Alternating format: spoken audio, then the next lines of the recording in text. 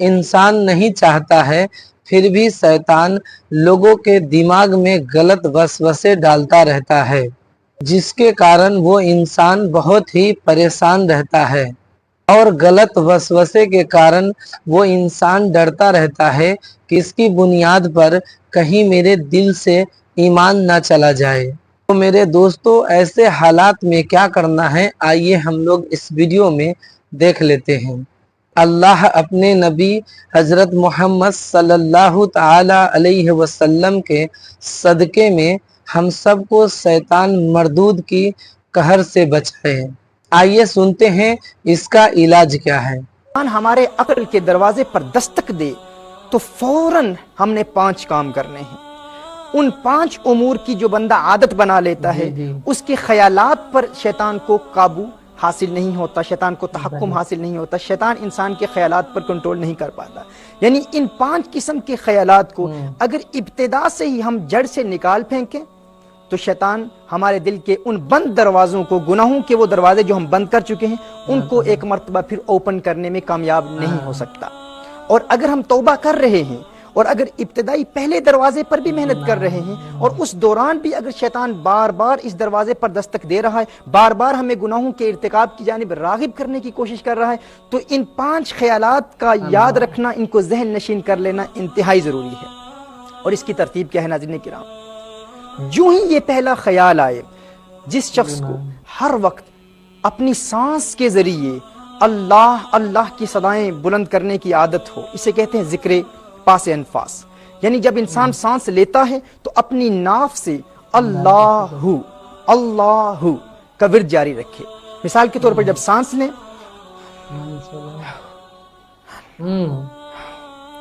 ہر سانس کے ساتھ جو شخص اللہ کی عادت بنا لے اور کوشش کرے کہ دن کا اکثر وقت جب بھی سانس لے، جب بھی انہیل کرے، جب سانس لیتا ہے اللہ کا نام لے اور باہر نکالے تو ہو کی صدا بلند ہو۔ جس شخص کو اس کی عادت ہو جائے، اس کے ذہن پر شیطان کنٹرول حاصل نہیں کر پاتا۔ پہلا پوائنٹ یہ ہے۔ دوسرا پوائنٹ یہ ہے کہ جو ہی حاجز کی کیفیت پیدا ہو، مثال کے طور پر جو ہی خیال پیدا ہو، پہلا خیال آئے کہ گناہ کا ارتکاب کر، یا فقط خیال آئے کہ گناہ کا موقع ہے تو گناہ کر سکتا ہے، تو اس خیال کے آنے پر فوراً توبہ کی 4 شرائط کے ساتھ توبہ کر لے۔ اگرچہ گناہ کا ارتکاب نہیں ہوا، جس طرح میں نے ابتدا میں بیان کیا تھا کہ اگر انسان گناہ کرتا نہیں ہے، بغیر گناہ کے توبہ کی 4 شرائط کے ساتھ توبہ کر لیتا ہے، تو یہ تقویٰ ہے، پرہیزگاری ہے۔ جو ہی وہ خیال آیا فوراً توبہ کی 4 شرائط کے ساتھ توبہ کر لے۔ اس کے بعد فوراً یہ کہے یا مقلب القلوب ثبت قلبی علی دینک۔ مسند امام احمد کی یہ روایت ہے، رسالت مآب صلی اللہ علیہ وآلہ وسلم کی دعا ہے، یا مقلب القلوب، یہ لکھ لیجئے گا، یا مقلب القلوب ثبت قلبی علی دینک، ہے دلوں کے پھیرنے والے، میرے دل کو اپنے دین پر قائم رکھ۔ اس کا تکرار ہو، اس ورد کو جاری کیا جائے۔ یعنی سب سے پہلے یہ عادت بنا لیں، جب بھی سانس لیں اللہ اللہ۔ اور ناظرین کرام، یہ ایک ایسی پیاری عادت ہے کہ انسان کو جب یہ عادت انسان بنا لیتا ہے تو انسان سو رہا ہوتا ہے لیکن اس کی سانس اللہ اللہ کا ورد کر رہی ہوتی ہے۔ انسان کو جب عادت بن جاتی ہے، اور ہمارے ہاں برطانیہ میں بے شمار ایسے نوجوان ہیں جنہوں نے الحمدللہ اس پر عمل کیا، اس کو پریکٹیکلی اپلائی کیا، وہ کام کر رہے ہیں، کرکٹ کھیل رہے ہیں، فٹ بال کھیل رہے ہیں، دین کا کام کر رہے ہیں، دنیا کا کام کر رہے ہیں، لیکن ہر وقت اللہ اللہ کی صدائیں بلند ہو رہی ہیں۔ یہ عادت بنا لیں۔ دوسرا، جو ہی حاجز کی کیفیت پیدا ہو، جو ہی شیطان انسان کے دل پر، انسان کے دماغ پر، انسان کی عقل پر خیالات پیدا کرنے کی کوشش کرے، فوراً توبہ کی 4 شرائط کے ساتھ توبہ کر لے، پلان کے ساتھ توبہ کر لے۔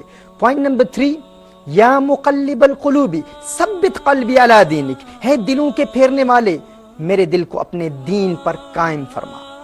نمبر 3۔ نمبر 4، درود شریف کی کثرت شروع ہو جائے۔